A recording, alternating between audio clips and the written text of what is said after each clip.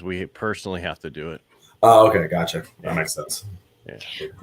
Sorry, we are live now. I just want to say thank you for those of you who are tuning in. This is Helping the Brave. My name is Amy T. Meyer. I am co-hosting with Ed Parco, and we have Jacob, the SuperSoldier, who I have known for quite some time, really, to talk about what we want to talk about today. Ed, did you want to add anything? Yeah, I heard that his whole Super Soldier is about the Captain America was based off of his life story. Those were my exact words. Yeah, I heard that too. Yeah. So Jacob was stationed here at Joint Base Lewis McChord is how I first met him, actually at an event. I don't remember. I know it was an event on, it was probably Armed Forces Day or something like that, but I can't remember. And then our lives just kind of continued to intertwine through powerlifting and some different other things. But Jacob, why don't you share with us, just to begin with, why did you pick the Army to go into?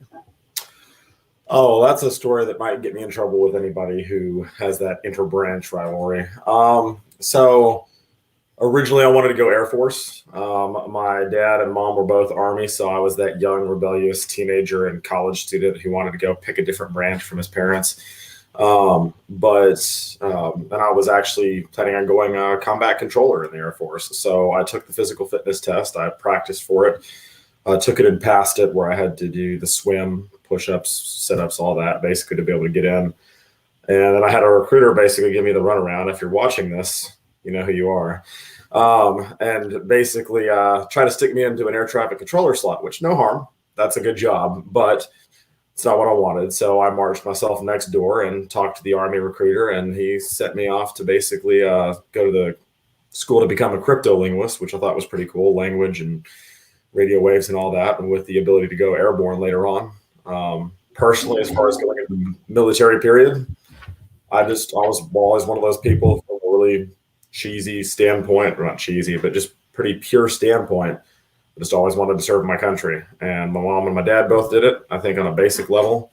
If you're somebody who wants to put their money where your mouth is, go serve your country for at least one enlistment. And if you on a higher level, just wanted to be able to actually go do something for my country for at least a couple of years. So, and there's nothing wrong with the Army. My son's in the Army. He's a medic airborne. So, and he went first to the Air Force, and then they gave him the runaround, and he went in the Army and got right in. Well, I just like to tease about the branches, just like everybody loves to. But you have to. My dad was 28 years Army Special Forces. My mom was 3 years Army. She was supply. And I ended up being a Arabic language trained, airborne qualified interrogator, 35 mic. So wow. And what do you do with that Arabic now? Over here, gas station conversations. So, and whenever I'm at the hookah bar or hookah lounge, there's a place in town, Big Daddy's. Anytime that I can basically pick up on Arabic conversations, as long as I'm not, actually eavesdropping on somebody. Usually I can insert myself in the conversation and speak just enough Arabic to be funny for about 90 seconds and then move on. So not a ton of Arabic speaking individuals here in Tuscaloosa. So now the interrogator helps me with personal training. So that helps me figure out motivations and get people to do what they want to do, but need to be convinced to do. So yeah, and there's nothing worse than getting waterboard because you can't do powerlifting. So I mean, don't knock out a pull up, get a waterboard. It seems fair to me. Yeah, there you go. All right. So how long did you serve? I was in for 5 years. So February 14th, 2011 to just 1 month shy of 5 years. So it would have been January, I think, when my actual papers were finalized. And then I was National Guard for probably 6 months to a year when I got back here, and ended up going inactive reserve after a while, just because I was trying to balance getting a career off the ground with, at the time, a job that was not super friendly to even 1 weekend a month being off. So I'm now completely, off the paperwork as much as any veteran actually can be. So, if they ever decide to call any of us up, then, I'm back there. But yeah, so. All right. So how was your transition story? I mean, did you plan when you were like, hey, 4 years in, I'm going to get out in another year and I plan on doing this? What was your story? How honest do you want me to be on this podcast? Very honest. Okay. Yeah. So Because this is people's stories. Not everybody has the perfect story. Everybody has a story. So.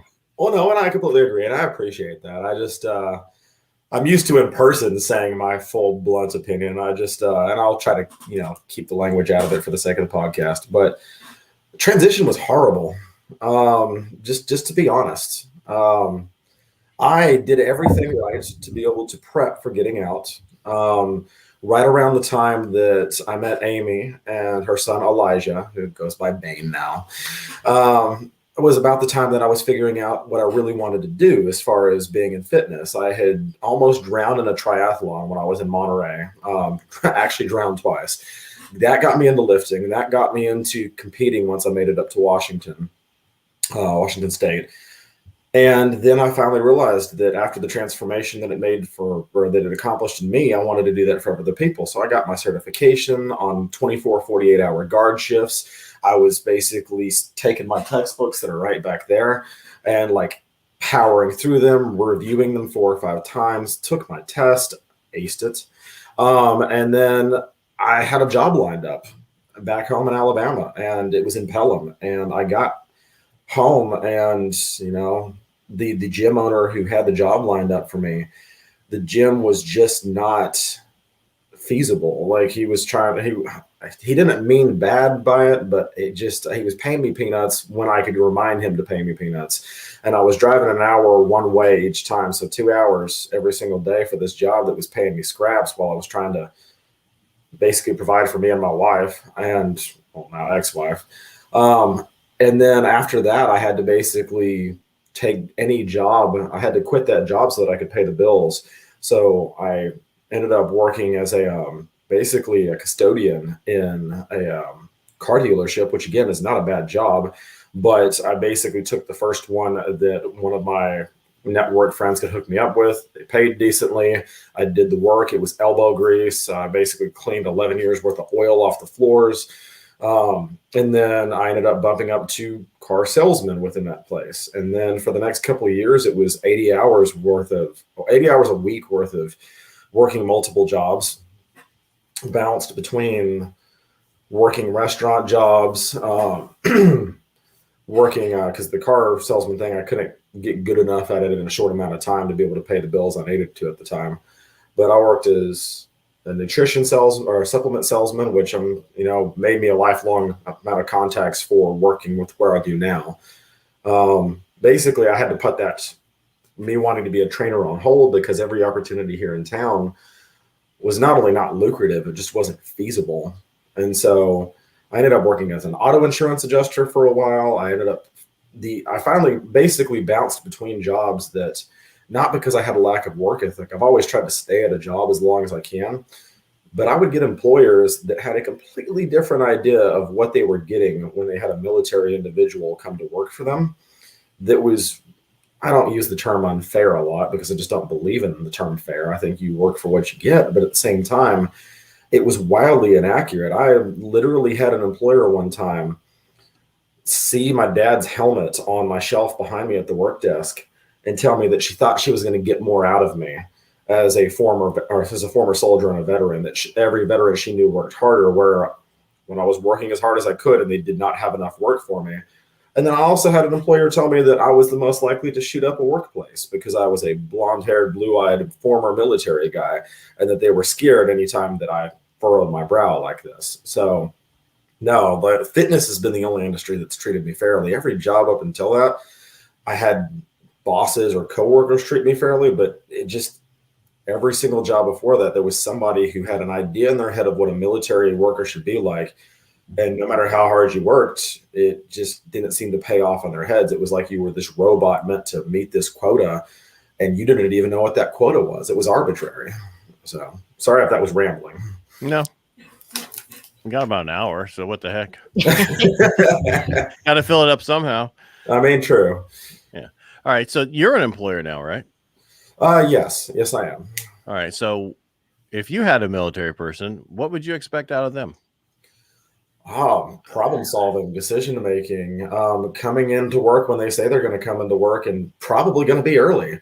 Knowing that there's a fine balance between inserting your personality into it, because that's what we want, versus making sure that there's some professionalism to that.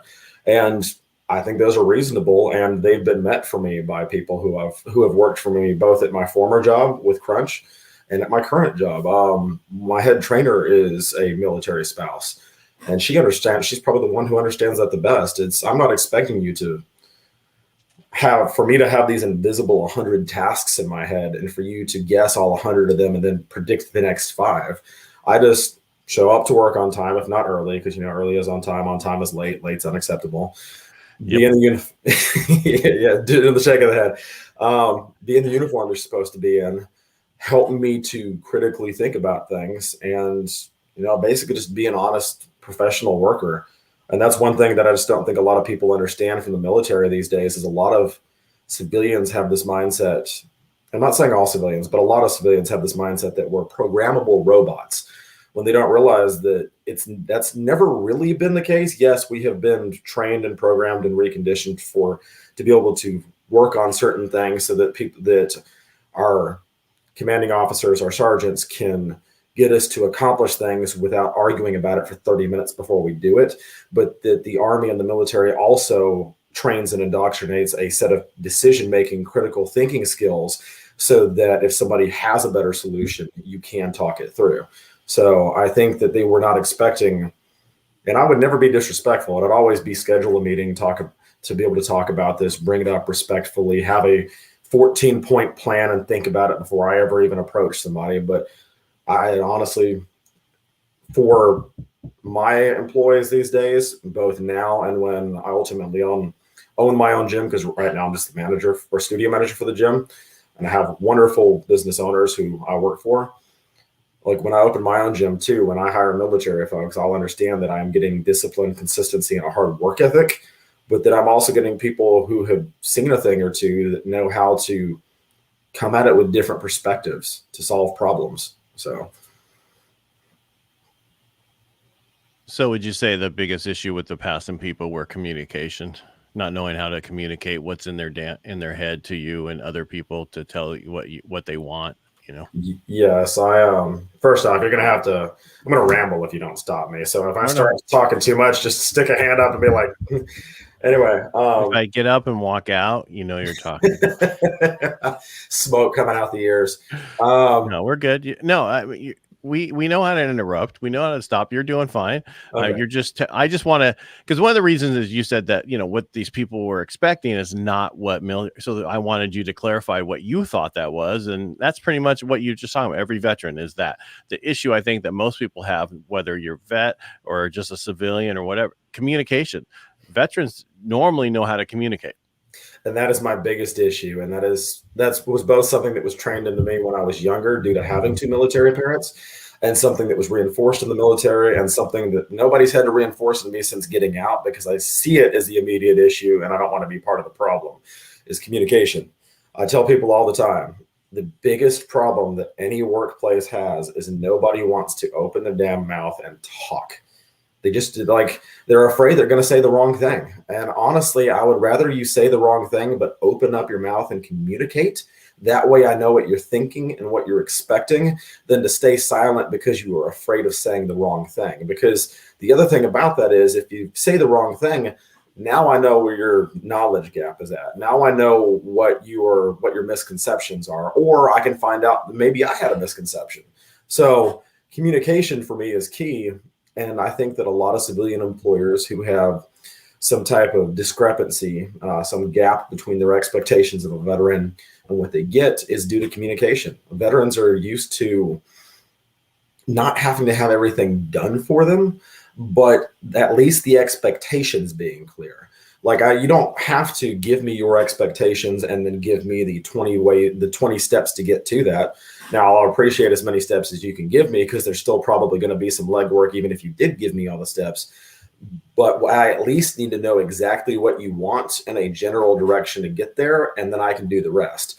And for me, that's a pretty low bar, because if I'm going to tell you I need you to go dig me a ditch, I'm going to say it needs to be 8 feet wide. It needs to be 3 feet wide, or 8 feet long, 3 feet wide. The shovels are in the shed.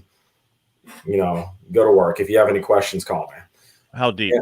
You said what? Yeah, exactly. How deep? That was my only question. You told me how wide, but not how deep. So yeah, exactly. So SOPs, which they don't have, right? Exactly. And that's what bugged me. And so like it's pretty low standards for me to just ask for the goal. But even that, some civilian employers had an issue with. It was like they couldn't even verbalize what they wanted the outcome to look like. And sometimes it was because they didn't know, but sometimes it was because they did, but they didn't know how to say it or didn't want to say it. And so that's what I ended up doing in pretty much every job I've ever had since getting out of the military, including setting up my own business that will be up here in an indiscriminate amount of time. Yeah, she's looking at me, laughing at me, because it's been in the works for a while, but I've had to go through some steps of experience first. And probably COVID, right? Yeah, and COVID. Is I've ended up coming up with a standard operating procedure for pretty much everything that I have done since I got out of the military. Like every job I've been a part of, even if I was the low underling, I'd type up a document and make a standard operating procedure so that the person after me or the person beside me at least had some type of loose template to work with, because I got tired of there not being that and didn't want somebody to be in basically the same boat I was in and be just as lost when they came to take over a project. So, yeah. Amy, get a word in here. I can't help. I know. I was thinking, I think sometimes it's more complicated when you know people. Yeah. Did you see the smoke coming out? I saw the gears turning. Anyway, go ahead. And you're right, Jacob. I have watched your journey, but I don't think it's slower. I think it is just your journey. And I think all the things that you've done throughout the years is going to build you into this amazing super soldier force of nature, super soldier. But I do think it's complex conversations right now in a lot of different issues in our country that we need to be able to have those types of complex conversations. So we always ask, like, what do you use today that you learned in the Army? But you've shared so many things. But so my question for you actually is, do you have a love of all languages? Because I know you also do videos with sign language with one of your clients. And I feel like I've heard you dabble in other languages. So do you have a love of language? Well, first off, the sign language thing's on a little bit of a hiatus right now. I'll explain that to you offline, but I do still love sign language. And for me, it was the wrong sign, is what you're saying? It's a little bit more I can't get onto it online. That's all right. We're just kidding. Move on. But I do love sign language, and I do love languages. And for the very reason that for me, if the only barrier to being able to train or help somebody, and I'm using train because that's what my mission in life is to physically train people. It could be cooking with somebody else. It could be in journalism with somebody else. It could be being a mechanic for someone else. For me, it's personal training. If the only barrier to me helping somebody get into the shape that they want to be in physically and performance-wise is a language barrier, then I'm going to crack open Spanish for Dummies and learn Spanish. If I'm going to crack open the sign language manuals and learn to do that. But I do love language. I took French and Spanish in college, Arabic in the Army. I've brushed up on it every once in a while since the Army. Sign language. I'm currently studying Norwegian because I'm a huge fan of everything Norse and Viking. If you can see the other half of my room office right now, it'd make sense. It's like Americana over here and Viking stuff over here. But we're like, my parents and I are planning on going to Norway sometime in the next year or two once their restrictions lift. And so I'm currently studying Norwegian. So obviously, as the brain gets older, it can still continue to learn languages, but I'm trying to pace myself on that one to things that I'd have a direct application for, especially because of the Army. Like after learning Arabic, but then having no application for it, I want something that I would have the ability to use on a regular basis. So my wife is learning Norwegian as well right now, so that we would at least have two people that like we can talk back and forth in between. So do you train a lot of Norwegians? I do not train a lot of Norwegians. Oh, God, I wish I trained a lot of Norwegians. That would be pretty awesome. So just get my whole Viking crew up in there. I do.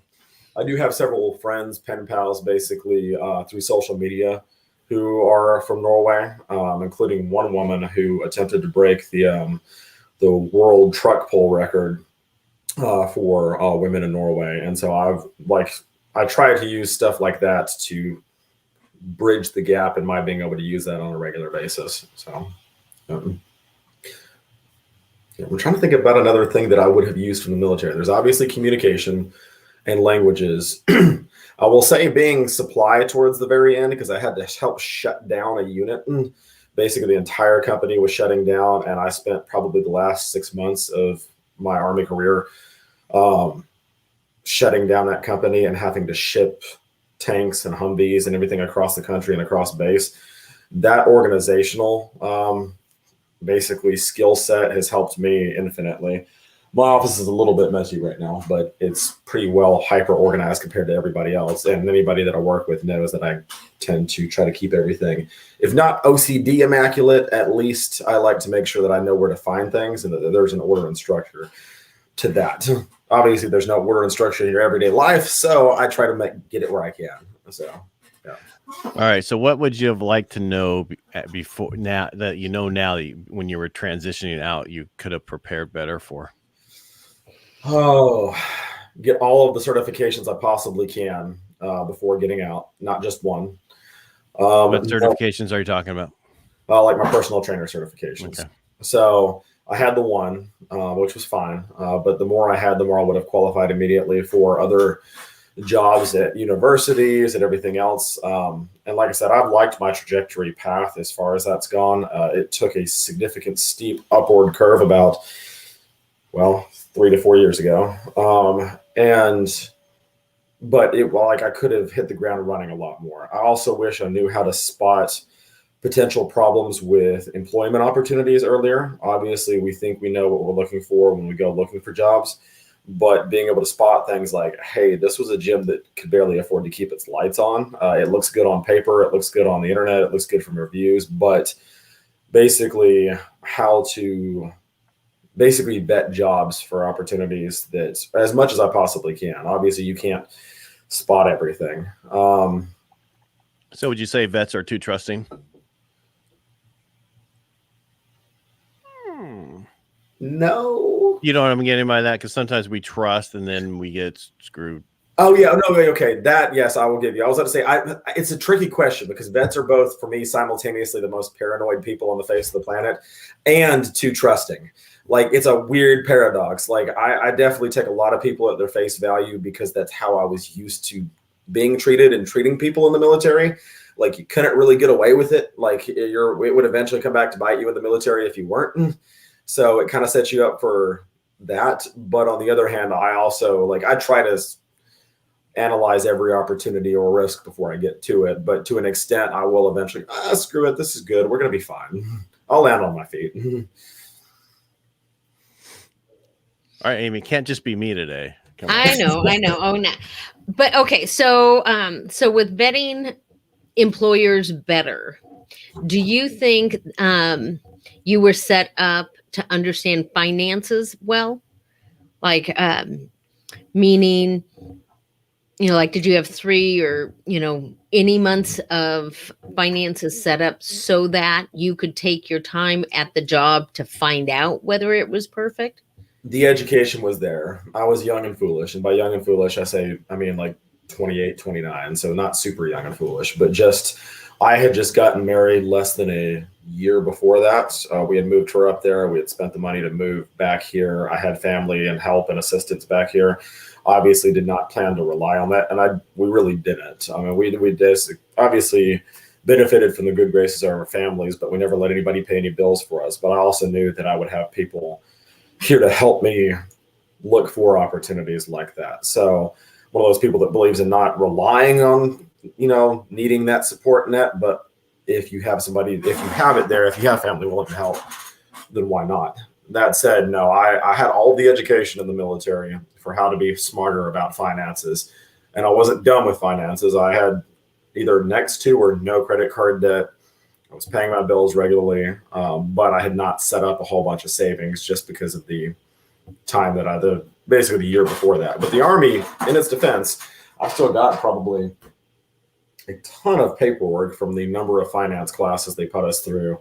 And I don't know if that's every single soldier that's ever military member that's ever been through, or if it was just because we were military intelligence and they knew that if you were in financial trouble, you were a security risk. But they made sure that they educated us on finance. So, yeah. I don't know if that's rare for everybody else, but at least in my experience, that's one thing that wasn't lacking. So, yeah, they didn't teach us that in corpsman school or physical therapy school. So. Must be an Army thing. Well, I think that's a hard thing. Financial classes are hard because so many people don't feel like that's their issue or that's their concern. Right. Like their goal is, I'm trying to get to this job or I'm trying to do this thing. And unless you're in dire straits, you just don't. It's just not interesting. Yeah, and I think that's where I feel. I didn't mean to cut you off. Sorry. No, but yes. But I think it is one of those things, like when you're looking back and you're trying to be reflective, like you'd said, like vetting the other employers. I was just wondering what impact financial classes had. So, but I've always said, like on JBLM, they struggle so much with having people attend these classes. And I said it like for the last 10 years, like Kevin Hart needs to come and do the classes. Then people will listen because he's funny and what he says feels relevant. And so now he's doing financial stuff with I think Chase or whatever, but it just is what it is. But it's one of those things like we just talked about, like if you're reflective and thought about it, it would be wonderful. I could do stand-up comedy on my kids' financial mistakes.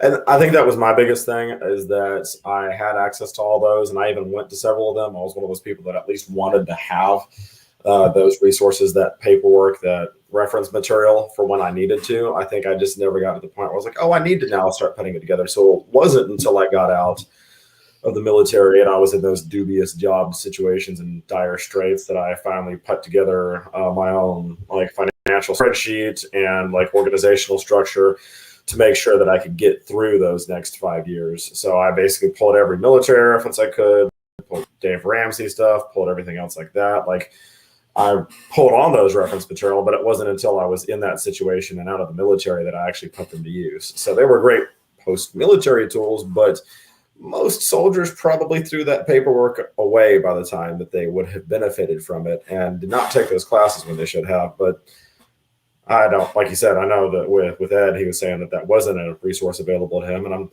sure that's not a resource that's available to every soldier today. I'm sure that's not pushed as much to everybody. Like not every base may have that, but I know from my experience, it was just a matter of me being kind of brash and young and not thinking I would figure it out later. So. Yeah, and I want to go back to what you're saying about employers and what you've learned. A lot of times you have to go through that so you know what you're dealing with. Nobody can prepare you for everything. It's like our parents can only prepare us so much, if they even did. But I just think you have to go through things in life to figure out where you want to be, and that's your story to get there. I mean, because if I look back, one of my jobs I took to this first company I did was my first mistake, that taking a large contract to the wrong company, which I did not know that company wasn't the right company until afterwards. And then I used that knowledge later on. For me, I was getting my bachelor's and master's while I was in. So that's where I got my financial background stuff from. But it's still, unless you're in a situation, most people don't even want to know about it, right? It's when you get behind, oh my God, what am I supposed to do? Well, let's listen to Dave Ramsey. Listen to everything except for his mortgage stuff. Everything about everything else is good, but keep away from that mortgage stuff. Well, and I completely agree with you.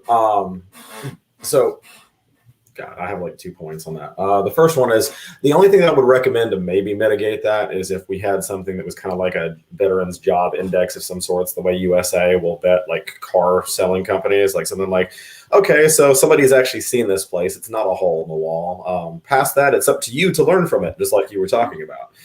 And I do think that experience, both failure and success, is probably the most valuable learning tool you can have. That's literally been the last, God, it's No, it's like 6 years now. Yeah, 6 years. Last 6 years of my life, that's what it's been. Is it's been one learning experience after another, taking what I can learn from each failure or success and adding it to my tool belt and going further on. Just like Amy and I were talking about career trajectory, it went from me getting my certification. It's weird mirroring my hand as I try to look at the camera. It's like coming off at an angle. Basically, it went from getting my certification thinking I was going to come straight out of the military and change the world fitness wise, which I wasn't that cocky, but there was some hubris to it. And then having to take any job that I could, and then getting distracted because things like wanting to eat and have the electricity on in your house and, water, like things that seem, probably important. But I still allowed myself to get distracted with it. It wasn't till when my brother passed away and I finally looked around and went, I am working as a server at a restaurant where I am making peanuts during the holiday season. Like it's New Year's, like nobody's here anymore.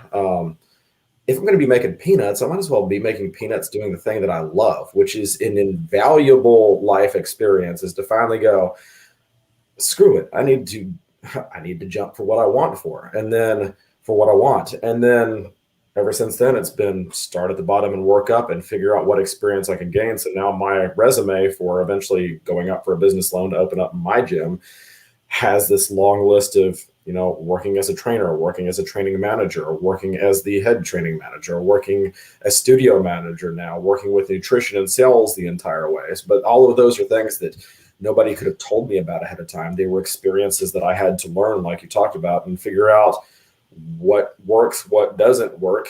And the only waste to that is if you don't learn from it or you don't record it down somewhere for your, not for posterity so much, but for yourself. Make them, however, but ingrain into yourself exactly how that is prepping you for your next stage and for your ultimate goal.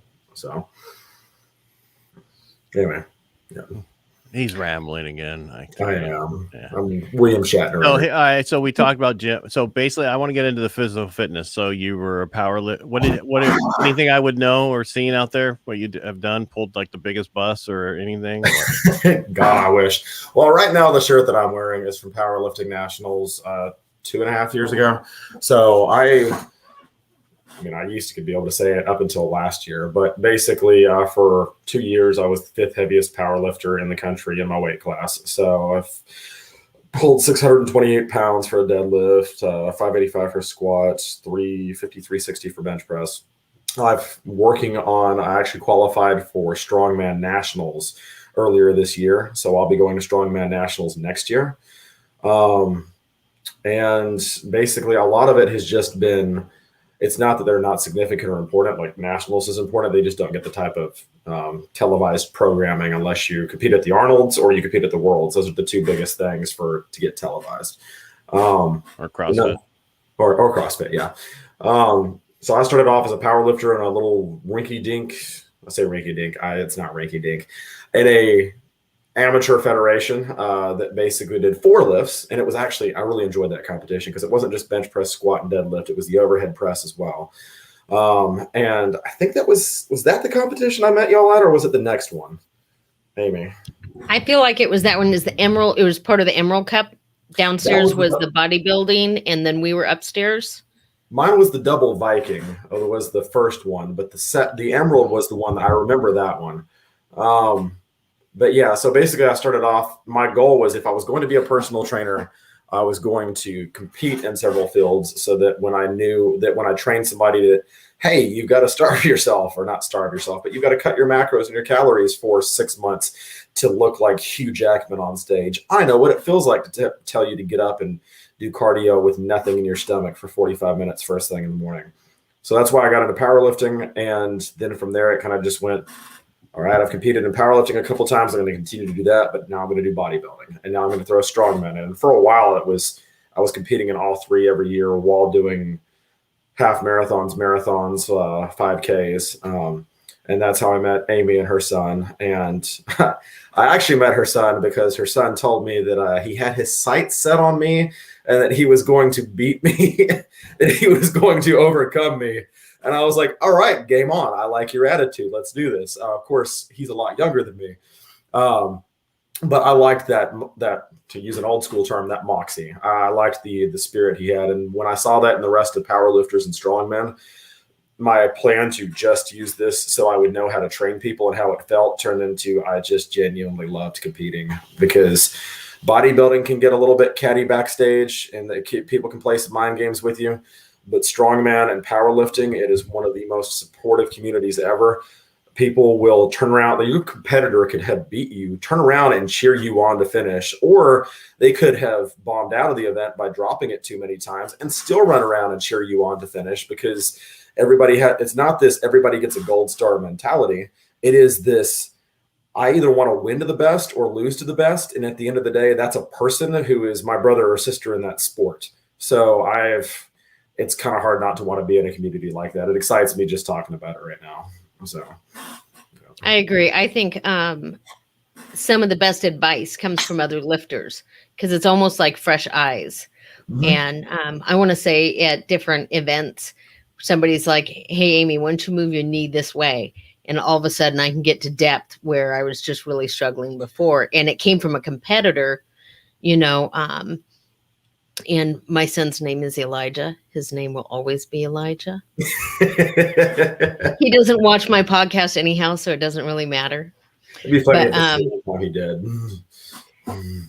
But yes, but because I think even with coaches, who doing right by you, sometimes it's a new set of eyes, and that's such a powerful group to be in. And I want to say I went from CrossFit to powerlifting, because although the CrossFit gyms are really, really nice, if every time I do a workout, I am being clapped in as the last one, it still gets wearing.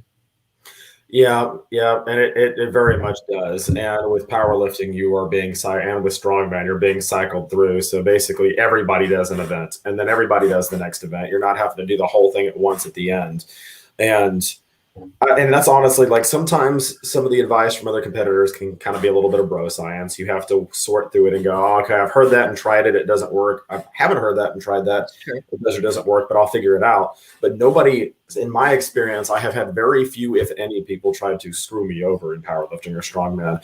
As a matter of fact, we had a guy at our last competition who showed up to the event. It was his first time competing since last year because he got in a bad car accident. And we all scrambled all of our gear together and we're like, set it in a pile. And we're like, here, as long as we're not using it, feel free to grab anything from our stuff. You need wraps, you need straps, you need a belt, you need tack, you need a shirt, you need some protein powder, Gatorade, Sour Patch Kids, the secret weapon of strongmen.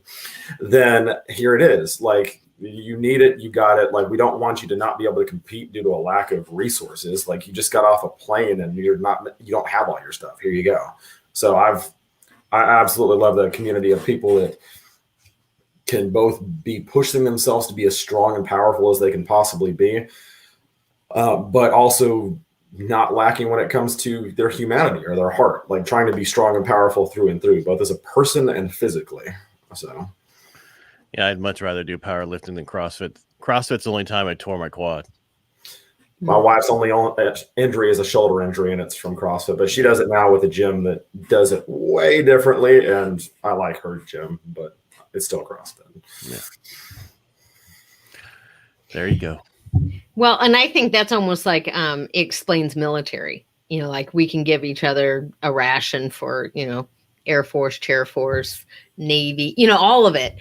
But at the end of the day, when things are, really going on within a deployment or even at home or just whatever, everybody bands together. And I want to say, like, even in veteran services, like veterans will have other veterans' backs. And that's kind of what I like with within this community that I think is very similar to me within the powerlifting and strongman.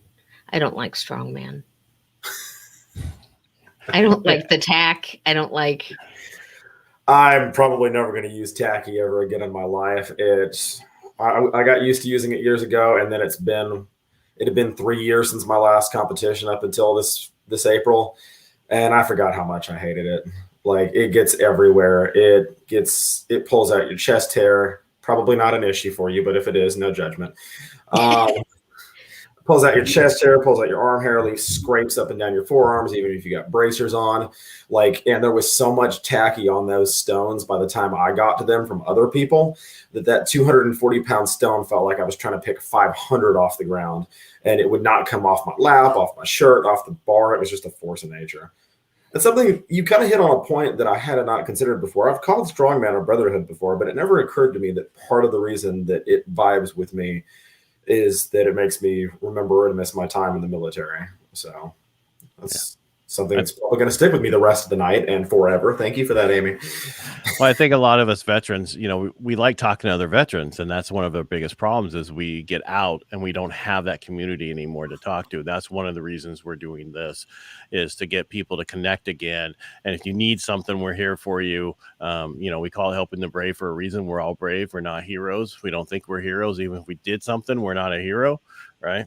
So, well, and I think that is that I think that's both an extremely important step and or goal, and it's something, like you said, people don't focus on enough, as like, because I suppose military brothers and sisters can both be some people who understand exactly what you went through on a very like foundational level and almost like a spiritual level. Like, there's that one thing that connects us all, which is basically having to put yourself aside and do the thing that you need to do. And so there's that, like you said, not being a hero, but there is that underlying sacrifice of self for a lot of the military, that you're part of something bigger than you. That yes, you are a cog in a machine, but you're in a cog in a machine that is doing something worthwhile, and you are doing your part for it. Everybody treats that like it's a bad thing, but with families, you're one cog in that family. It doesn't mean that it's a bad thing. But you also get you never know which military people you're actually going to be able to vibe with more, because you never know which ones have come from different experiences or backgrounds, like which one was a ranger versus which one was supply, which all those things you can learn to find mutual experiences about. But it kind of becomes hard when we feel all scattered all over the place to get to know those other veterans until there's a common area to meet them in and be like, well, we don't share all the same experiences, but we share enough that like we're going to instantly be able to talk with you a lot more comfortably than with somebody else. Yeah. The only ones I don't get along with are veterans who went in one service and they went into a different service afterwards. Oh. That was Amy. You were one of those? Messing with Amy. Okay. She was Army, then Navy. I actually did know about that. I had forgotten about that, but I did know that. Yeah. Yeah. This is my little rash. We're gonna see each other next week. So I will say that you were talking about things that we take away from the military, not to like go super far back, but things that took away from the military that have helped me. One of the things that I've taken away from the military that is a good thing, but that has worked against me, and it is part of that communication. So this actually ties a couple of the things together. Direct speak is probably one of the things that has gotten me in trouble the most since I got out of the military. And it reminded me about it when we were talking about being able to just talk to other veterans. People take direct talk as though you were trying to be blunt and be a jerk, and that's not it. I'm not trying to pull a... Yeah. You're being rude. Yeah, I'm not trying to be there. There's enough people out there that value themselves on being the jerk and the rude person anyway. Like it's a shtick. That's not what I'm trying to do. I'm just literally telling you, you were late to work. Why was that? Right. And I've had many people say, "Oh, why did you talk to me that way? You're being rude." No, I'm telling you the way it is. This is how it is, and this is what I expect. If you don't like that, I had a trainer. I'm going to redact details for this in information. But I had a trainer that basically I had enough issues with this individual, with them undermining me, undermining other trainers, to the point that I finally pulled them outside and I was like, look, I know that you've been doing this for a while too, but I asked you to do this. I think it was like a vacuuming, and it was just something real quick. Hey, can you go hit that spot? Wouldn't do it the way I asked. Would basically walk up and correct other trainers the moment that they walked away. And I finally pulled them aside and I was like, look, if it was just one thing, I could have ignored it, but you piled up 3, 4, 5 things and listed them off. And then this person looked at me and goes, do I intimidate you? I was like, no. And they're like, well, that was rude. And I was like, I'm sorry, you caught me off guard. I feel like that's a silly question, but why do you think that? And they were like, well, because you speak so directly and bluntly to me. And I was like, that means I'm treating you with respect. Like I literally just listed off the things I needed done and asked you why you didn't do them as a way to understand why you didn't do it. Like that's not, if anything, that's me treating you with respect. If I beat around the bush, it means that I think that you've got feelings that I've got to protect, and I'm going to speak to you in a different way, which feelings aren't wrong. I know how to address people. But if I speak to you directly, it means that I respect and treat you as an adult. A lot of civilians do not understand that. It also saves way more time than having to go through multiple other approaches. So, yeah. Well, that's why I'm looking at hiring more vets myself personally for our company. And then I just heard Amazon's looking at doing like 30,000 vets. So, and their spouses. Yeah. I honestly think that as long as civilian employers know how to treat that, then I think it's a wonderful thing. Yeah. But don't use it as a stick. Yeah, don't use it as a stick. No. Yeah, I hate being used as a tool for somebody's demographic hiring purposes. So, we hire the vet, but then we let him go 6 months later. Well, it kind of seems like that defeats the point. No, I just want to help out. I know that then I don't have to worry about how I talk all the time. I will say, as you guys know, I volunteer a lot. I volunteer with Travis Mason. And they do this thing, character does matter, but you take this personality test and it shows character strengths, which is really great with working with youth and seeing the differences. So you could have your number one character strength could be creativity or humor. I'd say my husband's is humor. Mine is honesty. One of my very lowest is love and self-regulation, which is where, I was showing my coworker and he was laughing. He goes, it just says veteran to me. Like, got a lot of love in my heart. It usually does not come out in flowery, soft language. It comes out in direct talk and sarcasm. Right. God, I thought I was alone in this. Like at my gym right now, we literally say that there is an environment of sass in that studio because all of my staff know and all of my members know that if we don't like you, we don't tease you. But anyway, I cut you off, Amy. I was going to say, but the one thing that I liked about the training is it shows the shadow side of every character strength.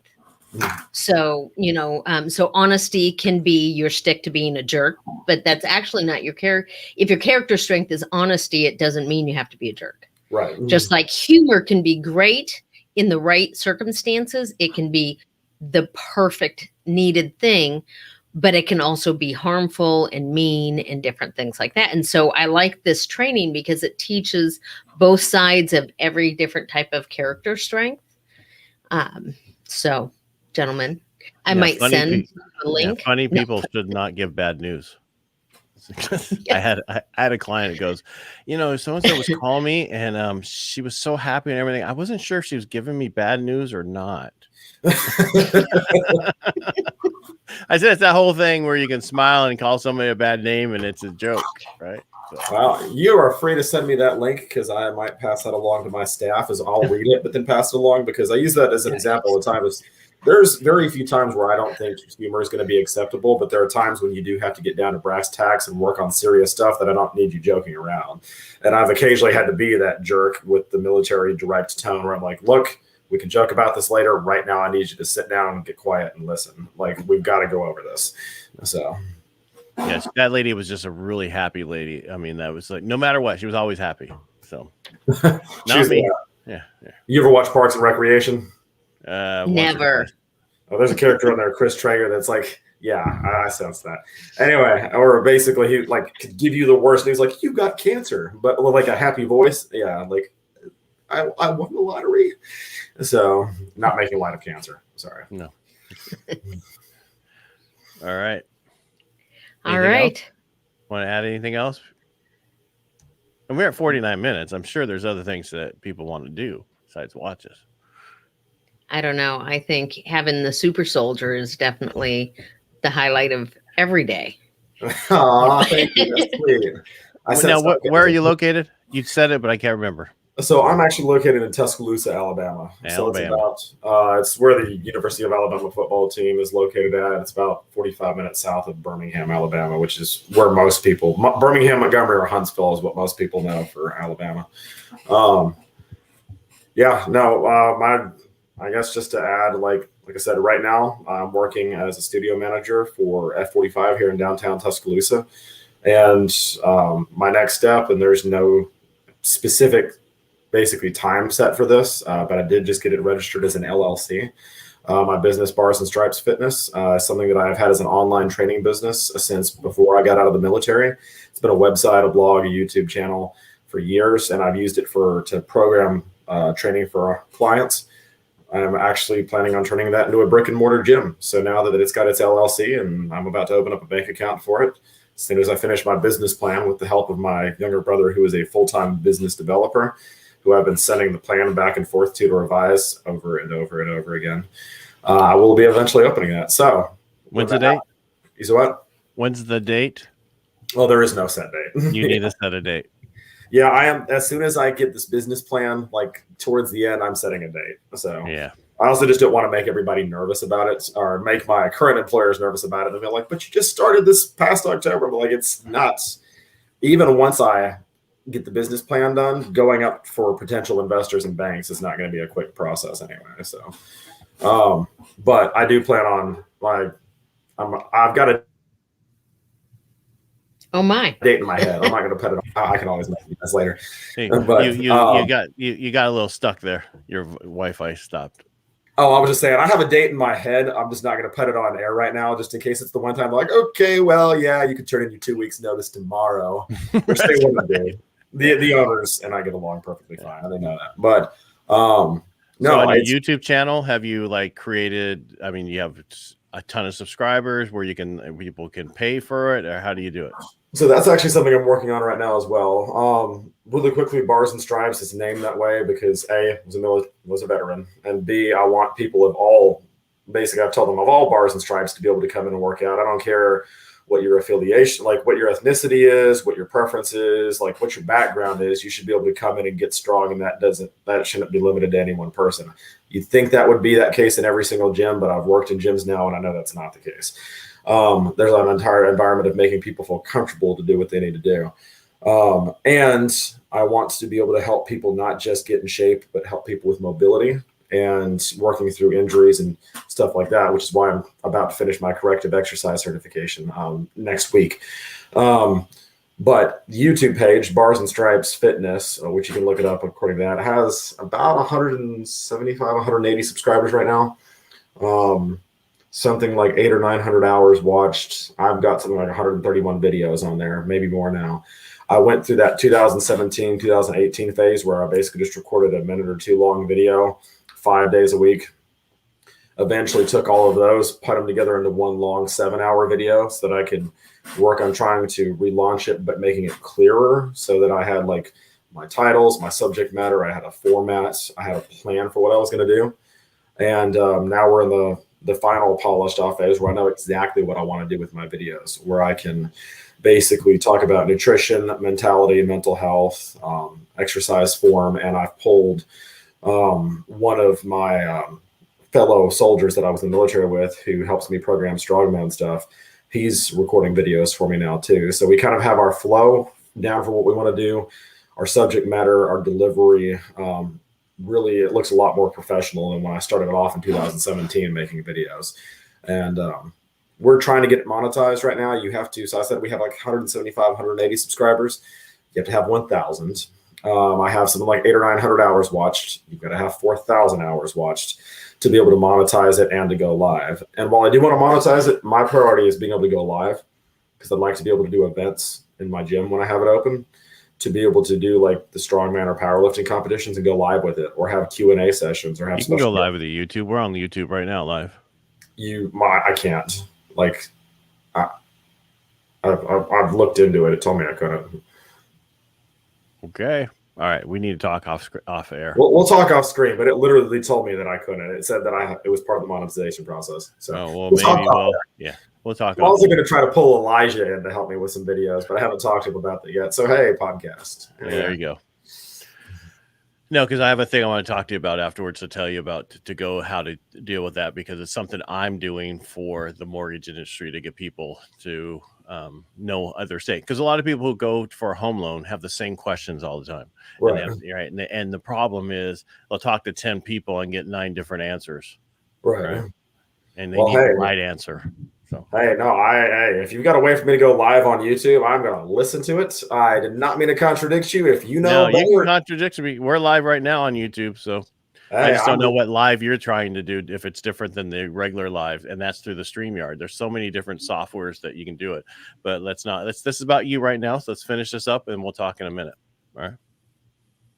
So thank you, Jacob, for coming on to Helping the Brave. Is there anything else that you wanted to share with veterans out there? Or Honestly, my advice for anybody getting out would be just to be patient. Have as clear a goal as you can for what you want to do when you get out, before you get out, because even if you have a clear goal and you have all the tools in hand, you're still going to hit some bumpy patches getting out. Now, you could be lucky and be the one person who doesn't, but almost every veteran I've talked to had at least one bumpy patch when they got out. So the clearer and the bigger your vision for what you want to do when you get out, and the more you prepare for it before you get out, the better your fighting opportunity to make it happen, and the shorter the grief struggle you're going to have when you get out. So prepare and plan big. So drop the mic. Time to go. All right. Thank you, everybody, for joining us. And if you're watching us on YouTube, please hit the subscribe button, and we will see you on Thursday.